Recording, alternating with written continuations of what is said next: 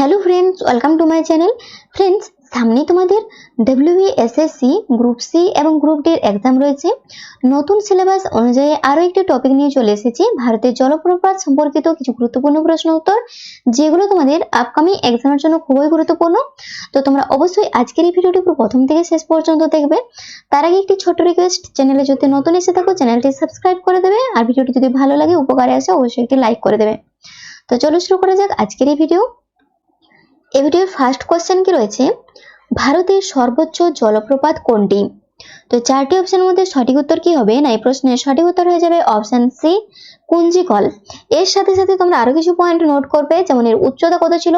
এর উচ্চতা ছিল প্রায় 1493 ফুট বা 455 মিটার।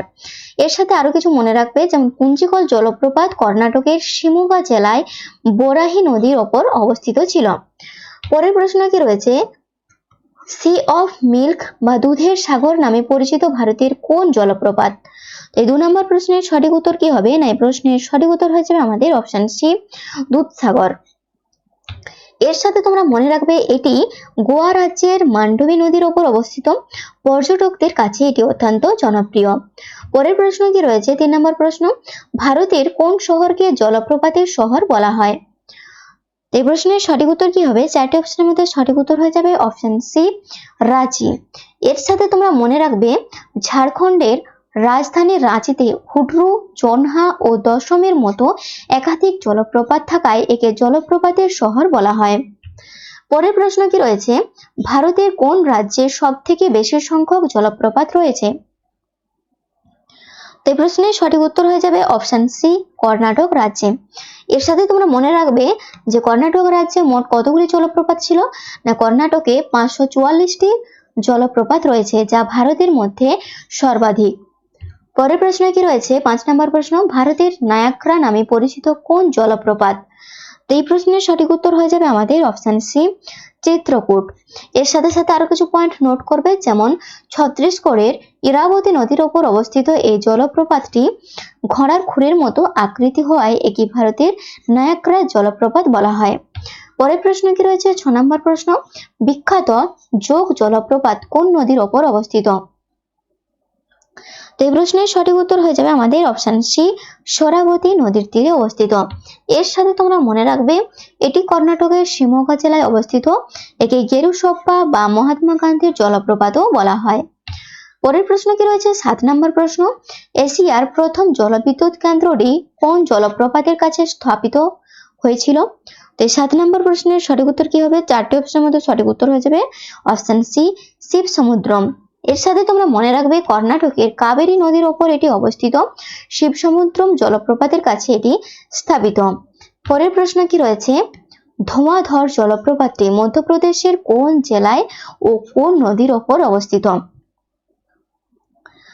এই প্রশ্নের সঠিক উত্তর হয়ে যাবে আমাদের অপশন বি, জবলপুর জেলা এবং নর্মদা নদীর ওপর অবস্থিত। এর সাথে মনে রাখবে, নর্মদা নদী এখানে মার্বেল পাথরের ওপর দিয়ে প্রবল বেগে পড়ার সময় ধোঁয়ার মতো সৃষ্টি করে বলে এর নাম ধোঁয়াধর। পরের প্রশ্নটি রয়েছে, উড়িষ্যার সিমলিপাল জাতীয় উদ্যানে কোন বিখ্যাত জলপ্রপাতটি অবস্থিত?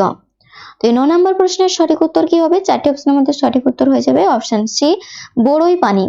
এর সাথে তোমরা আরো কিছু পয়েন্ট নোট করবে, যেমন এটি বুথ বালাঙ্গা নদীর ওপর গঠিত এবং এটি উড়িষ্যার অন্যতম উচ্চতম জলপ্রপাত। পরের প্রশ্ন কি রয়েছে, মেঘালয়ের সেভেন সিস্টার্স জলপ্রপাত আর কি নামে পরিচিত? তো 10 নম্বর প্রশ্নের সঠিক উত্তর হয়ে যাবে অপশন বি, মৌসুমাই বা